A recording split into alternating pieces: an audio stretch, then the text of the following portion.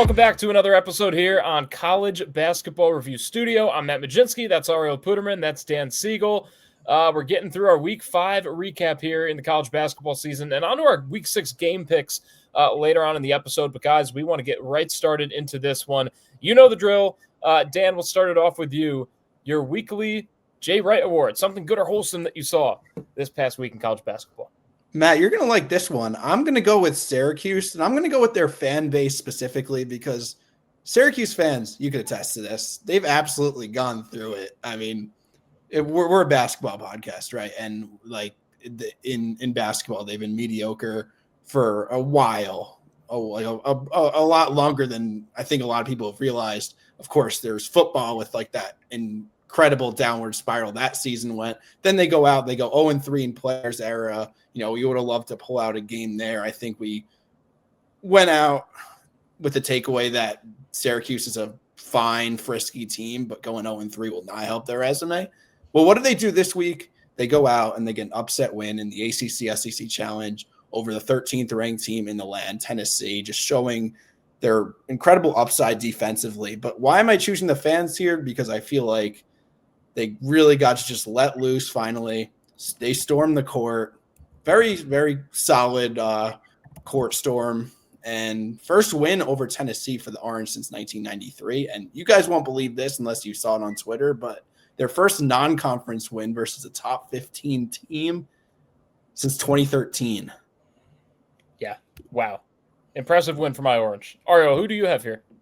I'll stay in New York, and I'll go with Buffalo. I mean, last 2 years, they go 13-49, bottom of the MAC. This year, they're 8-0 to start the season. And that, while they haven't exactly played a gauntlet of a schedule, they have beat DePaul and Vermont. DePaul team is obviously in the Big East, and then a Vermont team who's the favorite in their conference every single year.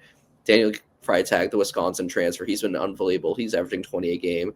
You get Ryan Sable back, he's averaging 15. And then Angelo Brizzi, who started at Villanova, he's made his way around and ended up at Buffalo. He's averaging 13 as well. So really impressive job by them. They play St. Bonaventure on Saturday. So really excited for that game because they've obviously looked good. And we know Woj is doing a good job scouting for them. But shout out to this Buffalo team. I mean, it's always good to see a team turn around, and hopefully this lasts throughout the season. Look, I wanted to have a New York connection because you guys both did, and it's fun when we do that. And I didn't choose a New York team, but I chose a guy who was once committed to Syracuse. He was also once committed to about every single team in Division I. That is this man right here. That is Dior Johnson. That is our second leading scorer in Division I college basketball, ladies and gentlemen. You all know the career path, just a crazy career path for Dior Johnson.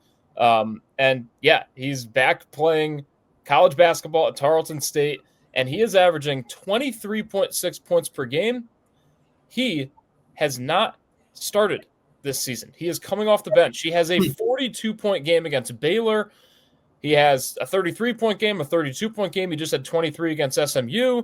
Oops, sorry. He also had a 0-point game against LSU where he only played 1 minute. So, yeah, shout out to Dior Johnson. Let's get us back in the right frame there. I had to put the picture up because I love it. The loose tie and Dior Johnson, the tight handles, if you will, to get him to the bucket and average over 20 a game. Shout out him. All right, let us move on from the weekly Jay Wright Award to the weekly Kenny Payne Award. Something bad or disastrous that you saw in college basketball, Dan? I think this one epitomizes that award pretty well. I'm going to go with Utah Tech. Santa Clara is up 82-77. Alan Graves for Santa Clara drives to the lane and absolutely posters a Utah Tech player.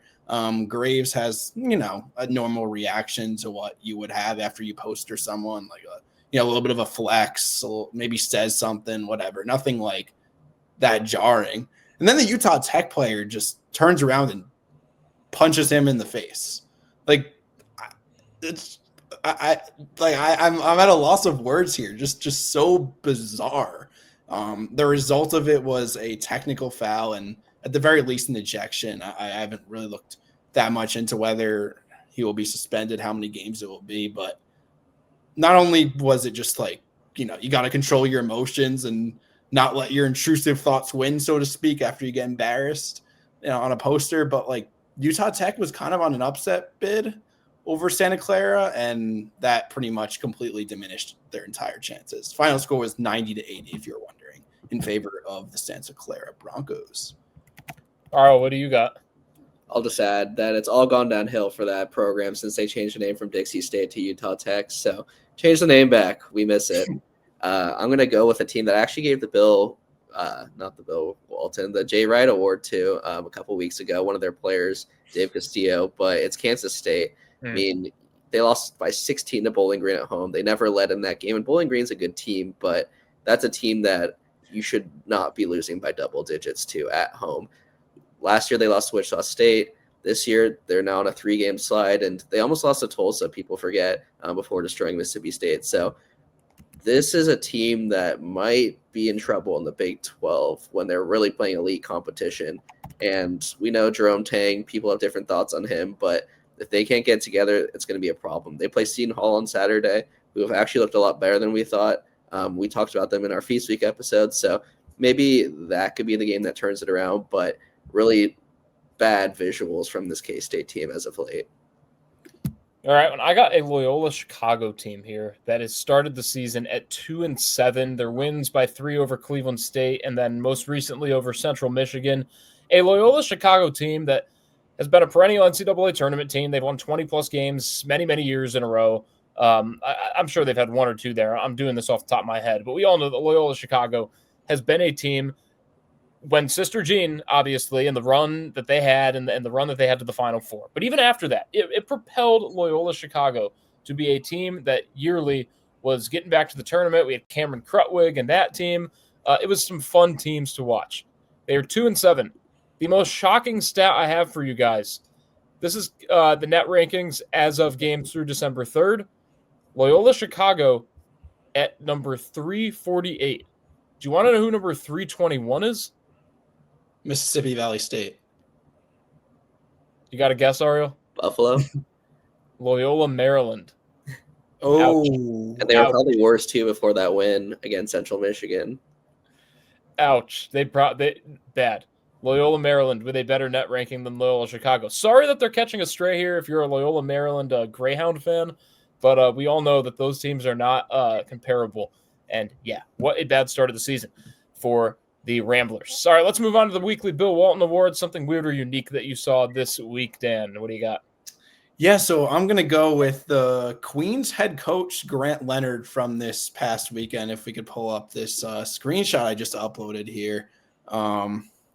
Yeah, so I think the picture, if you're watching here on YouTube, kind of says for itself. You know, a lot of coaches sometimes will dress casually, whatever, and this guy just shows up with a Christmas sweater that says "Leftovers are for quitters," and it was just the optics of it was just so funny. I can't imagine like being a ref and taking any coach seriously with that on right there, but I think Grant Leonard was having a lot of fun with it. He was, retweeting and interacting with all the UVA fans on Twitter that were kind of noticing that. So I'm all in favor of the, wear weird things, weird Christmas sweaters to basketball games. I think the late Lou Carnesecca, that was like kind of his tradition, right, at St. John's. So kind of carrying out his legacy. I don't know if it was on purpose or not, but that definitely, I think, encapsulates that picture right there, encapsulates Bill Walton's spirit, if anything does. Ariel, do you got anything better than that? Because that's pretty good. I don't. I think Dan wins the award this week if we were counting. But I'll talk about Iowa State because they probably had like one of the best games ever. They scored 132 points in regulation on Wednesday against it's Alcorn State, so they're not beating Purdue, who they play on Saturday. But scoring 132 points in 40 minutes is absurd. Even in the NBA, that's a pretty high number. In NBA, they play an extra 8 minutes. They shot 71% from the field. And even more impressive, they shot 22 for 30 from 3. That's 73% from 3 on 30 attempts. That's historic right there. They're the first team to ever hit all those stats. So 130 points, 23s, 70% from the field. I know that's a very niche statistic, but oh my goodness, that's insane. And even crazier, they did without their best player, Tamin Lipsey. So really excited for that Purdue game on Saturday. If they can score 132 points in a game, against Purdue than can the championship right now, but this team looks strong, and scoring that many is extremely impressive. And of course, we'll get to that game in our game picks later on in the show. But first, I got to give you my weekly Bill Walton Award. It is the Troy Trojans, who have played 10 games, but across those 10 games, guys, 8 overtimes. So if you do the math, that is technically 11 games that Troy has played, because 8 overtimes equates to 40 extra minutes of basketball. It gets even weirder, though. Their next game, Saturday against LaGrange, then they played the next Sunday against UAB, the following Saturday against Marshall, and then 11 days later against Texas State. So for all intents and purposes, they played 11 games from November 3rd to December 1st. That is less than a month. From December 2nd, right at the end of that game, until January 2nd, they will have 4 games. That is a crazy turn of events for a Troy team that is probably gassed. By the way, one of those games, LaGrange, that is against a non-Division I opponent. I don't know why we're scheduling them this late in the season, but whatever. That's a topic for another episode. A break after playing 11 games in 1 month. You need something, right? But yeah, that is one heck of a schedule for the Troy Trojans. All right, those are our awards. We got to get to our takeaways now, and we will start in the ACC. Oh, yeah. Dan, what do you have here?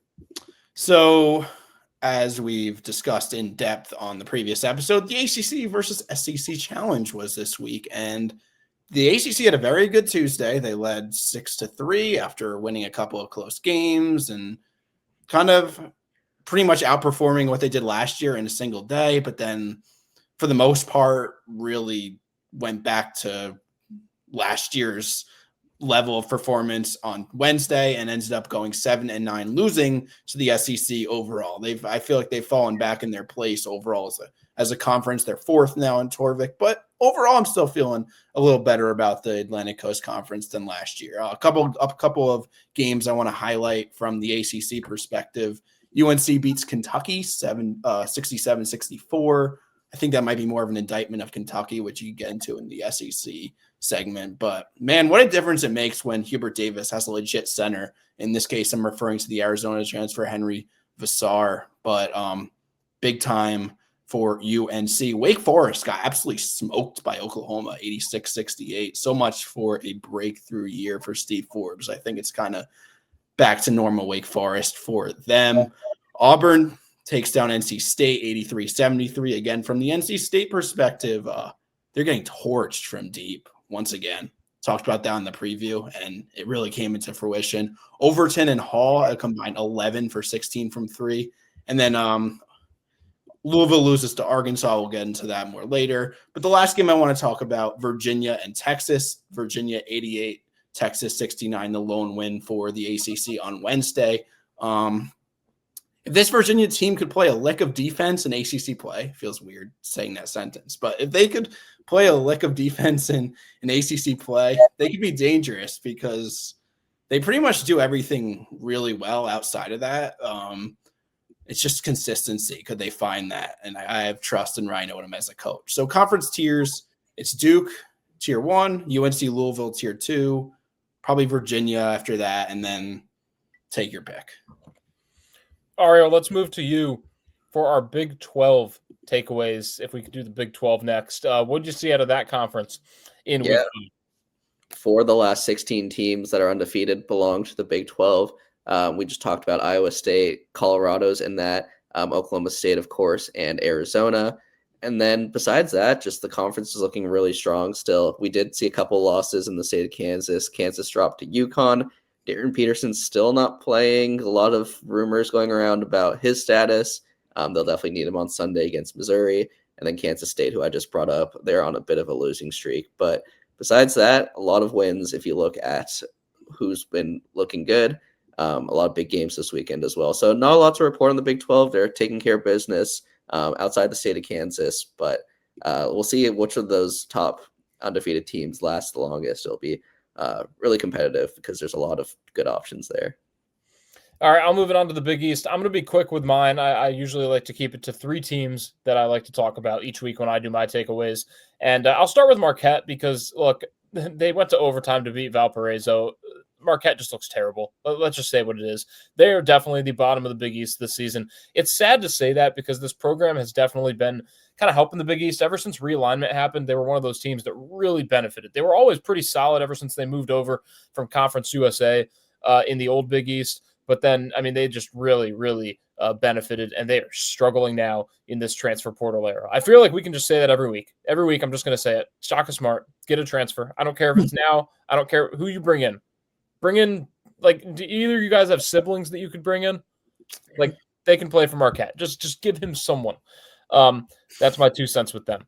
UConn, look, the win at Kansas, they win at Allen Fieldhouse right after they beat Illinois. UConn, the team to beat in the Big East. I'm sorry. I'm done saying it. St. John's, you're not there anymore. It's UConn and everyone else. That's the tiers in the Big East. Until St. John's can prove otherwise and prove they want to play defense, it's the Huskies. They are the team to beat in this conference. But I do have to shout out my Seton Hall Pirates because now at 8-1, the win over Central Connecticut State is the most recent one. They got a pretty big game against Kansas State in Manhattan. Seton Hall's used to playing in Manhattan, but I don't know when the last time they've played in Manhattan, Kansas was. So we'll see how that goes in that trip. Hopefully they do know they're going to Manhattan, Kansas. Hopefully Shaheen Holloway told the players, no, we are not going to the city for this one. But look, I got to say it, that CCSU win was kind of impressive because the fact that CCSU's beaten Rutgers, they've beat BC. I know those are two of the worst teams in Power Conference ball, but still, you have to have something as a mid-major to beat teams that are Power Conference teams. And Central Connecticut did that, and Seton Hall shut them down in a 16-point win. So those are my Big East takeaways. Dan, we will move right back to you. You got the mid-major takeaways? I got the mid-majors, yeah.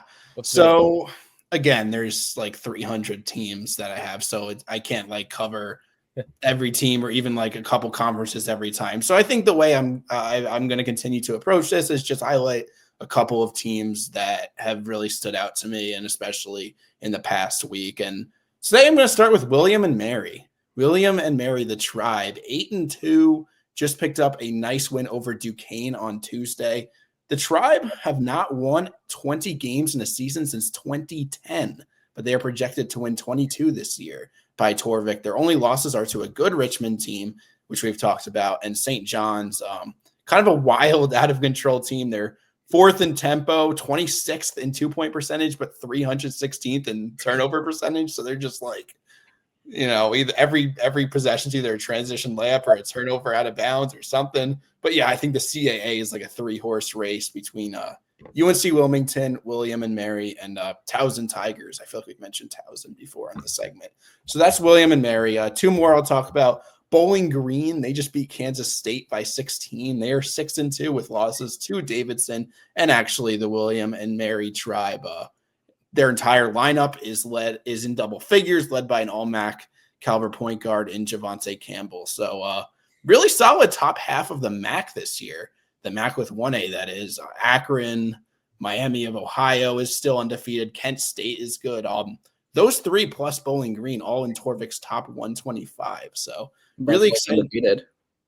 What was that? And Buffalo's undefeated. And Buffalo's undefeated, and the metrics haven't really caught up to that yet. So really exciting time for my UMass Minutemen after getting clowned for leaving the A-10 for a lot of good reasons. But the MAC is not so bad this year. And then the last team I want to talk about is Yale. Yale is 9-1 with wins over Akron and Vermont in their back pocket. Their one loss is to the University of Rhode Island. Nick Townsend, name to know, absolute monster. Great to have him back for his senior year after an all-conference season last year. And looks like in this case, the Ivy is absolutely Yale's to run away with. I will say Columbia is playing a little decent. They are 8-1, but they've just been playing bad teams. So those are the 3 teams I'm going to shout out this week: Bowling Green, Yale, and William and Mary. Ariel, who do you have in your SEC takeaways? Yeah, I don't have much because most of the games were against the ACC, who Dan just talked about, but I'll give a winner and a loser. I think my biggest winner this week was Auburn going in and beating NC State. Now, this NC State team isn't as good as we expected. They've dropped a couple games in Maui, and then they lose to Auburn, but this Auburn team's looking a lot better than I think a lot of people expected, especially after Bruce Pearl retired. Overton was really the star. No one really expected him to kind of break out, but he had 29 points in that game. Obviously, Pettiford and Keyshawn Hall were good as well.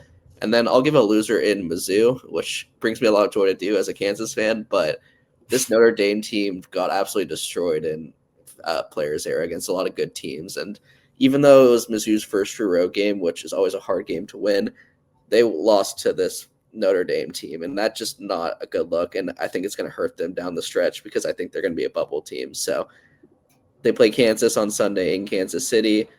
They'll need a lot to get back on track there, but just not a good start to them in their first real test of the year. Besides that, Dan, I think you did a good job of highlighting the other big games. They ended up winning the challenge still. I think it was 9-5 in the end, which is not as good as last year, but still 9-7. pretty cool. 9-7, yeah. Thank you. So a little bit closer than they would have liked it to be, but still got the win nonetheless. Yeah, look, and I'll bring us to our Big Ten takeaways before we head to our game picks. Again, 3 teams here for me. Minnesota's my first team. You win at the barn. You take down Indiana, a top 25 win. On our last podcast a couple of days ago, I think I was ripping Minnesota. I definitely ripped them in my Big Ten power rankings if it wasn't the podcast. And I was basically saying, look, this team hasn't beaten anyone. Half the teams they've beaten have like 1 win this season, and then they go out and beat Indiana, and they really looked like the better team in that game. Being at home works wonders. Indiana looked lost. They were just taking some shots that didn't look like, it looked like they were playing pickup ball, and it looked like Minnesota was playing actual basketball. They were setting screens. They were fluent on offense. Golden Gophers picked up a big win there. So props to Nico Medved, his first win against a Big Ten opponent there at Minnesota. Then you look at an Oregon team, guys, that has now lost 4 straight. I'll be honest, I'm ready to say it. Overrated. Like, I still think Nate Biddle is a pretty good player. I think Jackson Selstead is a pretty good player. I don't think they're the stars that we maybe thought they were. You just can't go out and lose 4 straight games like that. They don't have a single good win this season. Like right now, if you're doing bracketology, early bracketology, there's no way you have Oregon in the field. 0 chance, right? Their best win to this point is maybe Hawaii. That might be their best win, and that was a 1-point win. We all remember we were a little bit concerned then when it was a close one.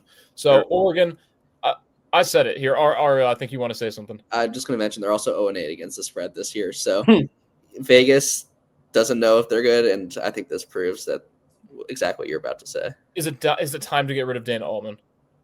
I don't think you can get rid of him. I think you just got to wait it out. Yeah, because it's tough. You can't just fire a coach like that, but I think you have to start having the conversation and being like, hey, maybe in this new era, we need to talk because it's not working right now. And then real quick, one more. UCLA. I could bring up both teams, and I kind of will. For Washington, it's just been a struggle so far. Ariel, I know that probably hurts me. It hurts you for me to say that because you're very big on this team. You're right. Hannes Steinbeck is a great, great player. It didn't matter because UCLA still won this game by 2 points, even though he had 29 and 10 and 3 assists as well. Missed 1 shot from the field. He's an NBA player. Here's what I want to say about UCLA, though. You were out-rebounded 33-21, and you still came away with the win. So I'm concerned. Like, yes, you picked up a win, a conference win. But no, the issues from game 1, from the beginning of the season when Mick Cronin did not think that this team was good down low, that they were going to be physical enough, you still have those issues through 8 games, 1 conference game. So things need to be fixed. Mick Cronin is a good coach. He obviously helped coach this team and help them win this game. But when you can't get out-rebounded like that, when you only rebound 21 rebounds in a game, that's just not going to cut it. So, yeah, those are my Big Ten takeaways. Kind of a little bit of everything there. All right, so those are our awards, our takeaways for this. And coming up after a quick break, we're going to have our guest picker on. We're going to pick some great games this weekend featuring one of what could have been a few choices for our game of the week. So stay tuned with us here. All right, and welcome back here on College Basketball Review Studio. Again, I'm Matt Majinski. That's Dan Siegel. That's Ariel Puderman. And there is our special guest picker of the week. It's Grace Jeffer. She covers Indiana here for us on CBB Review. Grace, first off, welcome to the show. Yeah, thank you so much for having me. Yeah, of course. Obviously, we're going to get into our game picks like we do every week on this podcast. We've got 10 games for you. We got a lot of games that could have been our game of the week. But again, Indiana and Louisville is going to be our game of the week that we will get to later. But we will get right into our picks, starting with number 11 Gonzaga and number 18 Kentucky. This is today at 7. We will go Dan, Ariel, and Grace for the picks. And Dan, start us off here. Who you got in this one? Yeah, one of those. Ariel, where'd you say this game was? Because I think it's a lot closer to Kentucky, but It's technically in a neutral Nashville. site. Nashville. So technically a neutral site resume-wise, but a lot closer to Kentucky. They'll have a lot more fans there. They'll have a lot less travel. I'm still worried about Kentucky. I mean, Jalen Lowe, like, That's been a major absence for them. I'm going to go with Gonzaga here. I agree. This Kentucky team just doesn't excite me. And anytime they've really had a chance to make a statement, they haven't been able to do so. And I think Gonzaga is underrated at this point, which is crazy to say. They were blowing out Power 5 teams, and then they got crushed by Michigan. So a lot of people are underrating them right now. I like this Gonzaga team to win this game. I have to agree. I just feel like Kentucky hasn't really shown us that they're Kentucky basketball yet. And I've got some friends at Kentucky, they're not super excited necessarily, but I feel like Gonzaga's got the front court here and then the size as well. Yeah, I'm going to go with the Zags here as well. I mean, I feel like Kentucky's got to turn it around at some point, but it just doesn't seem like a good pick to take Kentucky in this game. Also, I feel like it does kind of hurt them. This is a neutral game now, not being at home, Dan, like you mentioned. Obviously, it's going to be a pro-Kentucky crowd, but it just feels like at this point, Kentucky needs to have home games. That really didn't seem to matter the last time out anyways. So, give me Gonzaga in this one. All right, how about a game between two teams that aren't in the top 25, but it really doesn't matter because these teams always put together a show when they're on the court. It's Cincinnati, it's Xavier, it's the Crosstown Shootout at 7:30 on TNT. I'm gonna go with Cincy here. I think their defense has been pretty elite this year. If Xavier cools down from 3, I think they'll really struggle to put up points at the rate that they want to. All Right is a real player, not a 52% shooter though. I think he kind of cools down. I think they cool down overall, and I'm going to go with Cincy here. I'll agree with the Cincy pick. I think it's going to be an awesome environment. These Ohio teams love playing Ohio teams and creating an awesome environment. But I think Baba Miller's back. His size and his overall athleticism is a huge boost for this team, as well as their guard play, which hasn't been that good lately, but I think it's better than Xavier. So give me Cincy as well. Yeah, I honestly think Cincy has the fan base as well, just to carry that as well. And with Miller on offense, I'm going to go with the Bearcats as well. Yeah, I mean, obviously I like this. You can't go wrong with this pick. I mean, Cincinnati and Xavier, pretty much a 50-50 right here. I'm going to go Xavier just based off the fact they did have that West Virginia win. They've won 3 games in a row. Yeah, they didn't start off great, but they're at home. I mean, it's such a toss-up, honestly, this one. And I think Xavier realizes and Richard Pitino realizes. I'm sure he's had conversations with his dad, Rick, that, look, the Big East needs this one. So maybe Rick's going to help him come up with a game plan here to beat Cincinnati. All right, let's move on to a game that definitely could have been our game of the week. That is number 10, Iowa State at number 1, Purdue. Non-conference battle here, but it's probably going to have a bit of a conference feel because these teams are pretty close to each other. Again, this one in West Lafayette. Dan, who do you have winning this one? Yeah, objectively, probably the best game of this slate. We like to kind of spread the love a little bit in terms of our featured matches and our guest pickers. But I'm going to go with Purdue in this one. Best offense in the country, Purdue. I think they've also improved a lot this year defensively. Oscar Clough has been a great addition on the interior, really shored that up. So I'm going to go with Purdue. I think the big question here is whether Taven Lipsey will play. He's been out since the Players era, and obviously he's a huge piece. Didn't really matter in that last game against Alcorn State, which I just talked about. Scoring 132 points, which is insane. I think there's something special about this Iowa State team, and I don't know why, but I just feel like they'll have enough. Joshua Jefferson's an unbelievable player, and Momcilovic is playing at an All-American level. Give me the Cyclones to pull off the big upset. And I hate to do it, but I'm going to go with Purdue just because they've got Braden Smith, they've got Kaufman-Renn. They've shown us what they have, and I don't think that they're ready to lose right now.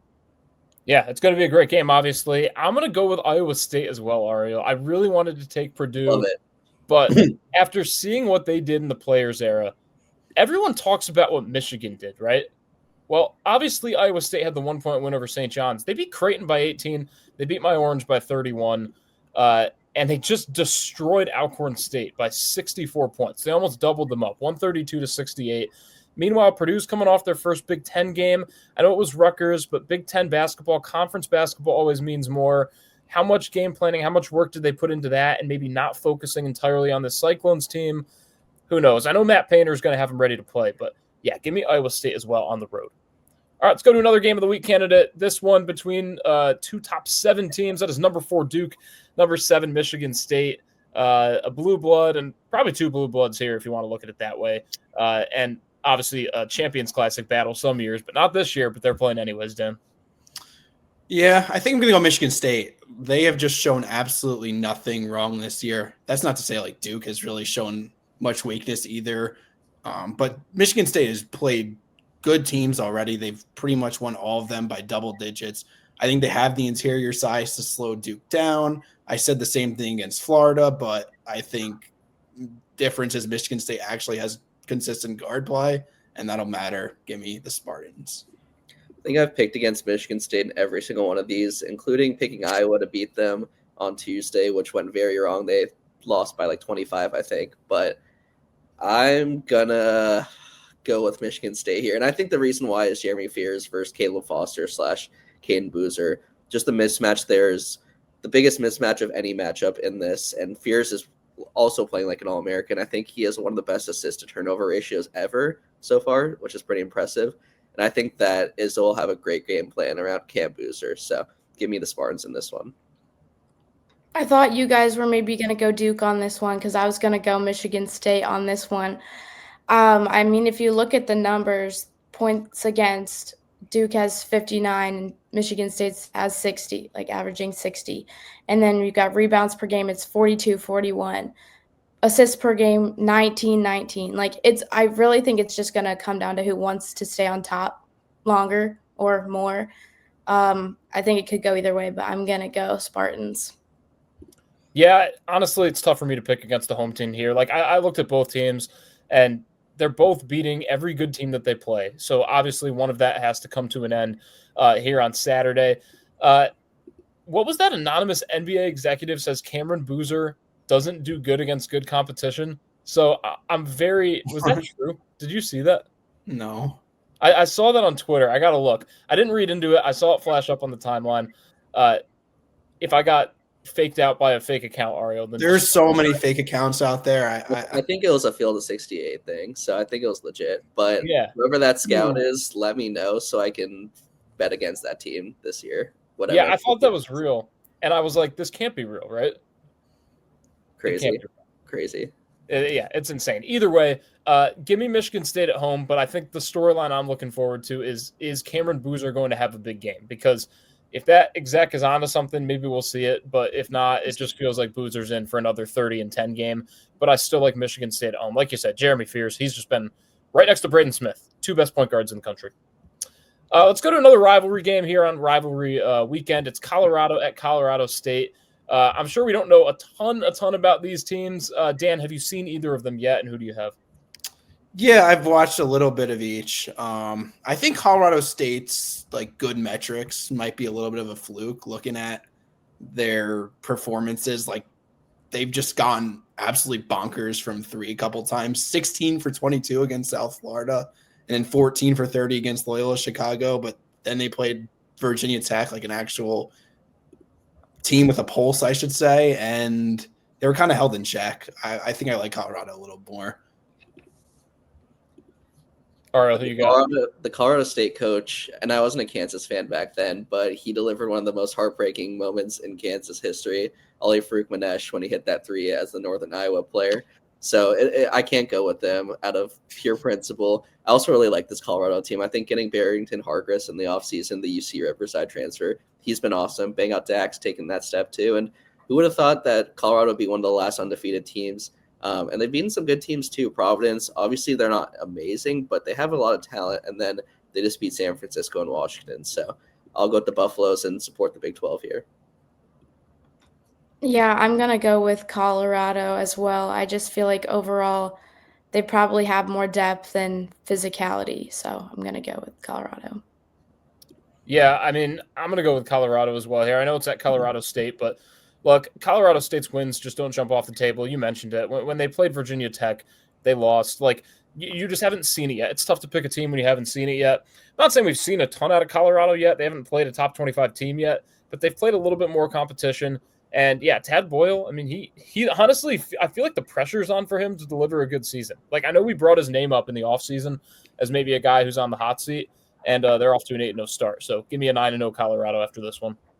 Let's move to another top 15 battle. That is Illinois at Tennessee, Saturday at 8 on ESPN. While all those good college football games are going on, you can watch this one as well.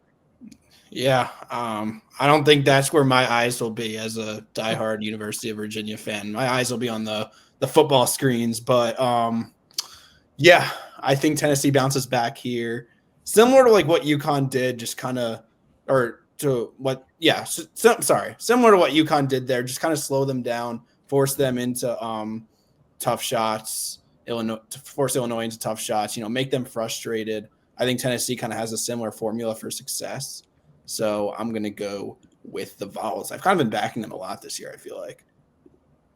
Yeah. Battle of the Orange teams. We saw another Battle of the Orange teams earlier this week, Syracuse against Tennessee, and we all know what happened there. Syracuse came out on top. I think that Tennessee will once again fall, even though they're at home. I just think that their guard play just hasn't been good enough. Jacoby Gillespie's been fine. He hasn't been as good as we expected. And then besides that, they just really haven't got a lot of contribution from their guards. Well, Stojakovic is playing terrifically, and they still have a Visich and Merkovich and all those guys. So I like Illinois here. I'm going to go with Tennessee on this one because I feel like they've got some really strong three-point shooters, and if they, can keep up those shots outside the arc, then I think they're going to come out on top.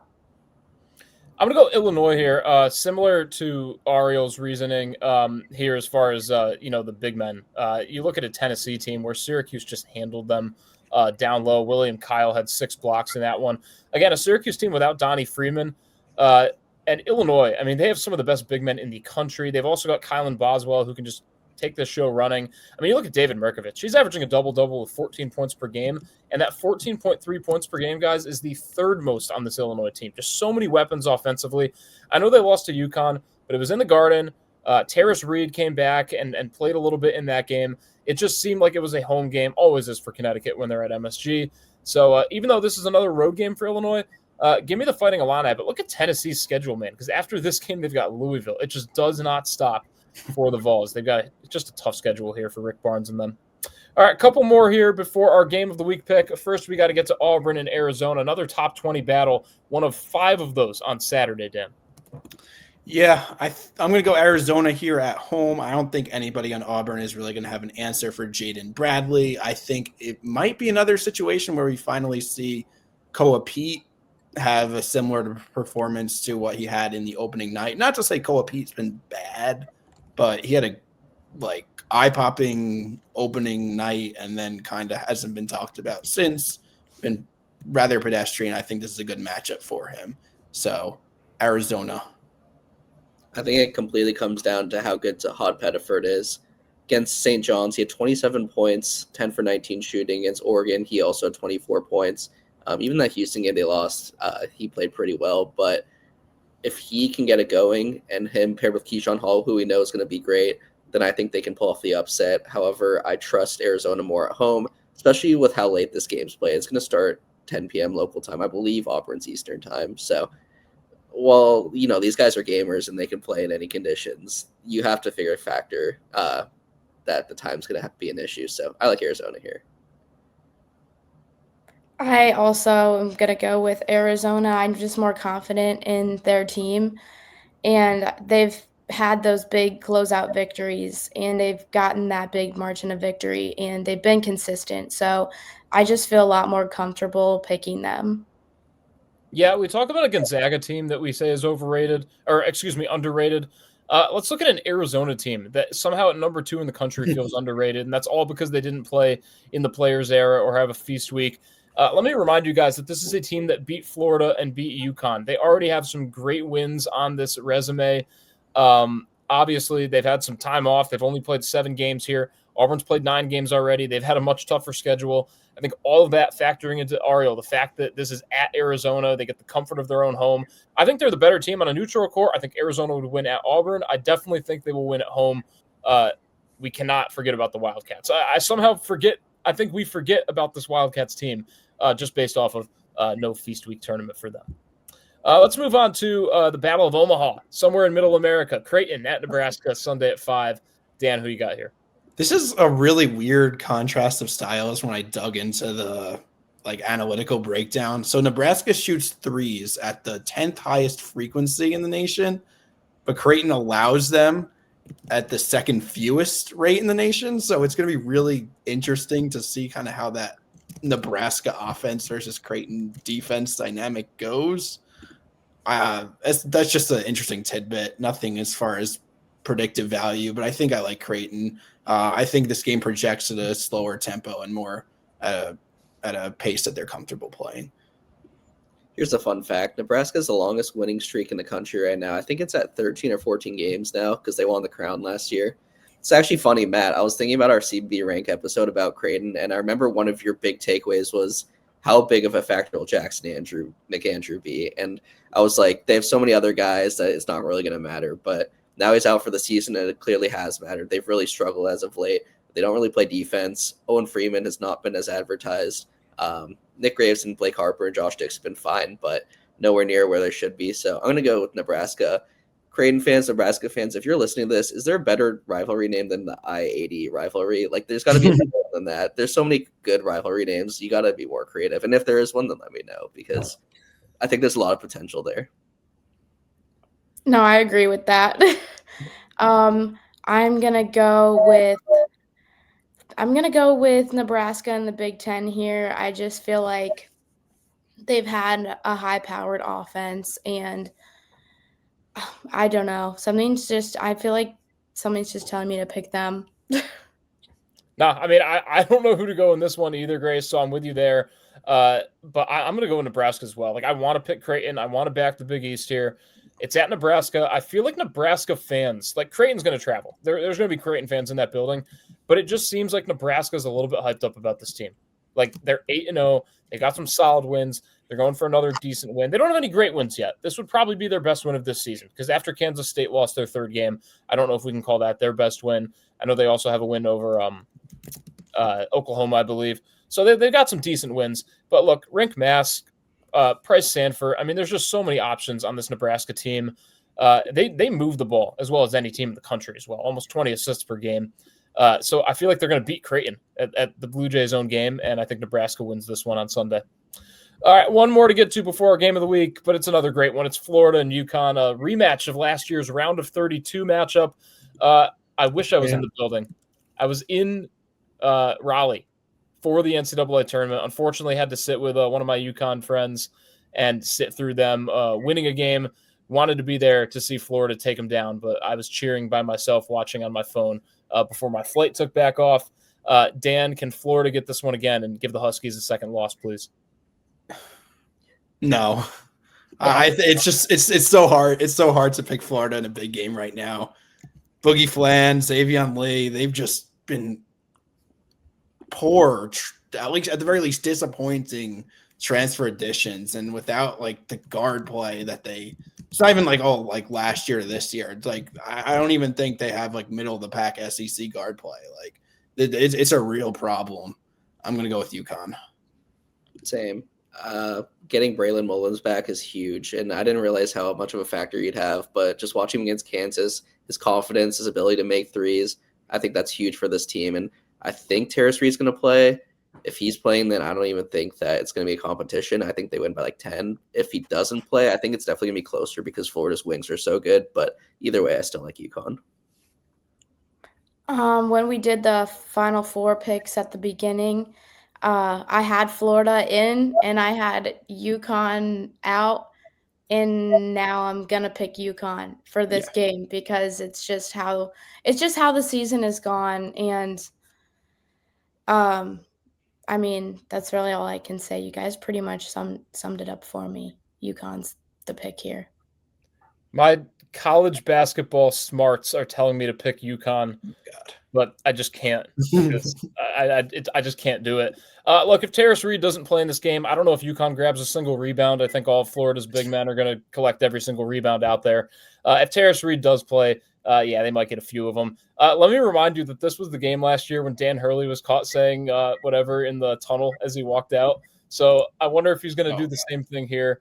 If the crowd boos him, he might just say another thing post-game. I don't know. The eye is going to be on Dan Hurley. We should have added that as our 11th game or our game of the week on what thing can we bet on Dan Hurley doing in this game, because it'll probably be something shocking. But, give me Florida in this one because, I just have to. No reason, guys. Promise no bias there. All right, let's go to a game with a little bit of bias. Grace, this is why we brought you on for our guest picker. You're obviously an Indiana student, and Indiana with a home game against Louisville. This is our game of the week, Saturday at 2:15 on CBS. Look, we'll toss it to you in a second, but I guess my first question here is, Louisville coming off the loss, Indiana coming off the loss to Minnesota. Both these teams need a win. Grace, what do you notice in this Hoosiers team where you believe that they will be able to bounce back? Well, here's the thing. I mean, both teams are coming. They had that momentum, and then boom, it was also the games were really close back to back too. But I will say Indiana's loss to Minnesota was a bad loss. I mean, it's Minnesota. They were 4-4. The game was tied at the half, but overall, there was just way too much fouling. The offense didn't look good. They went 8 for 27 from 3. And they also they just couldn't perform until the last 10 minutes, really. I will say there were a couple good performers. Payne Connerway, he has been really consistent this season. He had 18 against Minnesota. Lamar Wilkerson, he's been really consistent, although he couldn't put anything up again until those last 10 minutes.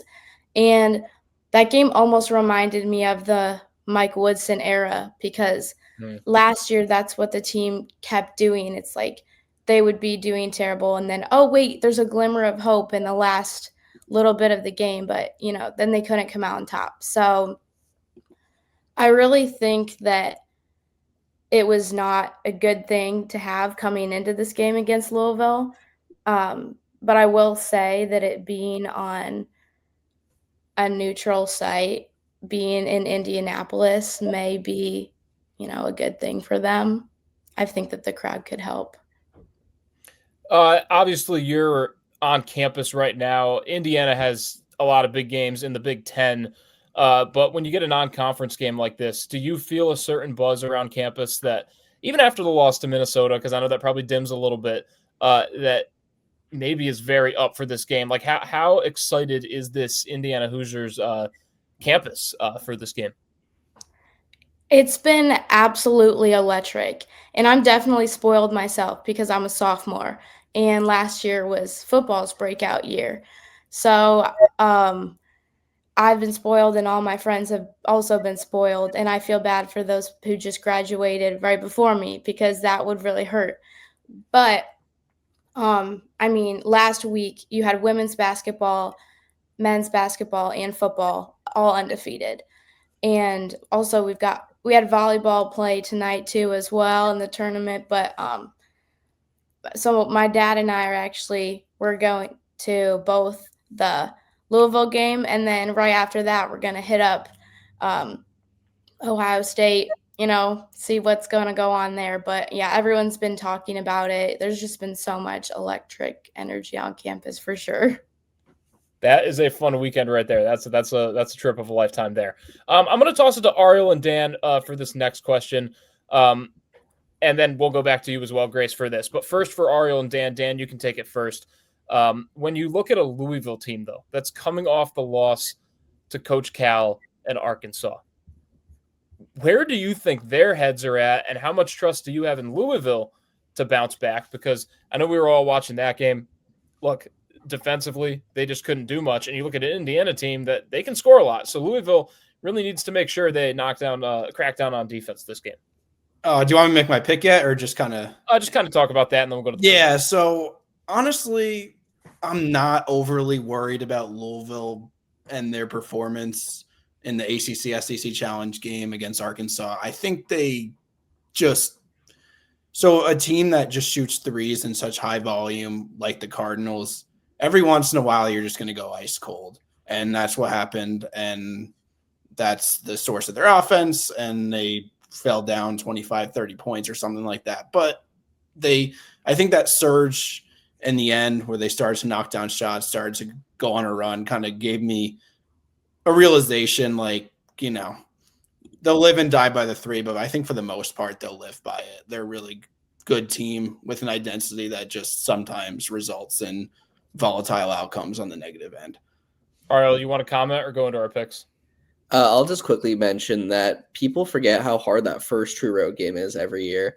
And we saw what happened to Indiana. I think that was their first true road game, right? So it's definitely a shock. You're going from a home crowd or even a neutral crowd to a crowd completely against you. The lights look different. The crowd looks different.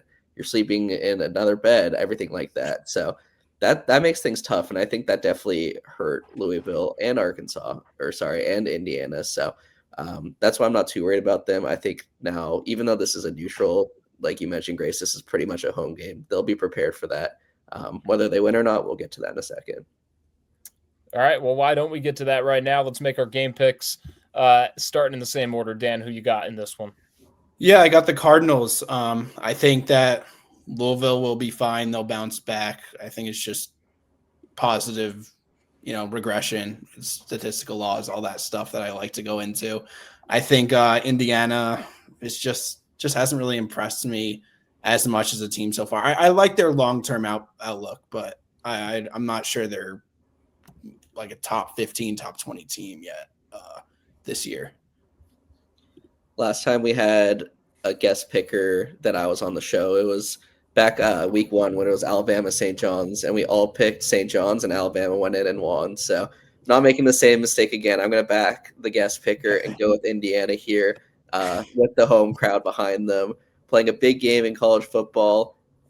It's going to be a good weekend. Even though I'm an Ohio State guy, I think that You are? my sister went there. So, Uh-oh, not kidding. but anyway, I think their shooting is going to be great. I think Tucker DeVries will kind of lead that offense, and they got great defenders in Connor Way. Wilkerson will make a bunch of big shots.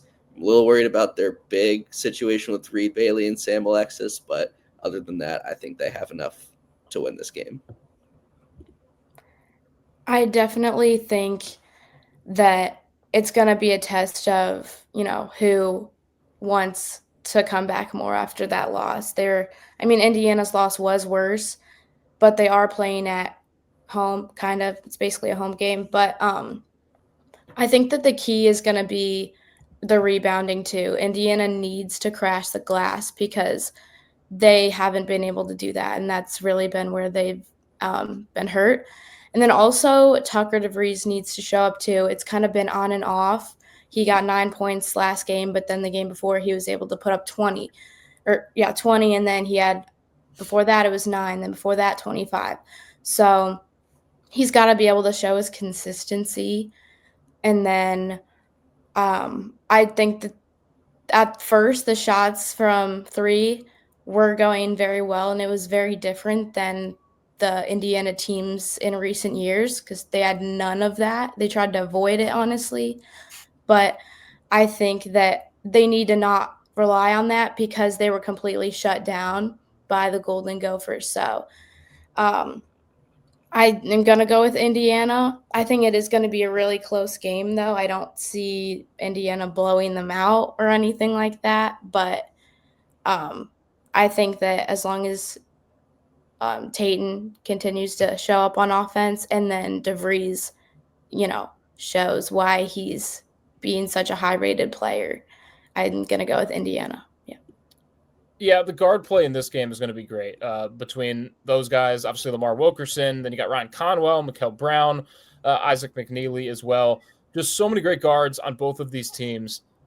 I'm going to go with Louisville. Guys, we've been talking about this like it's an Indiana home game. Let me remind you that Louisville is less than 2 hours away from Indianapolis.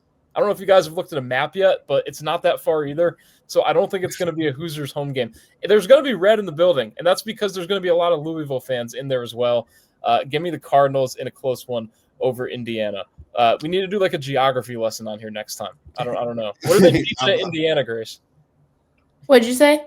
What are they teaching you at IU? Well, I'll tell you, my roommate is from Louisville, and she would yell at me if I said Louisville.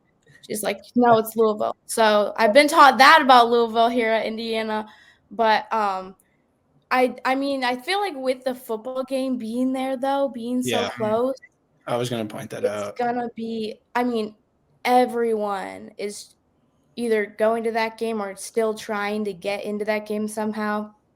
And I feel like the basketball could kind of be like the pre-sports, so who knows? Maybe that's going to influence how people go into the football game as well. We'll see. It's a great point as well. Yeah, it should be a fun day in Indianapolis. Grace, thanks for joining on. Ariel and Dan as well. Again, some great games this weekend that we will have. Those are our game picks, and that is our latest on CBB Review Studio. We will talk to you next time.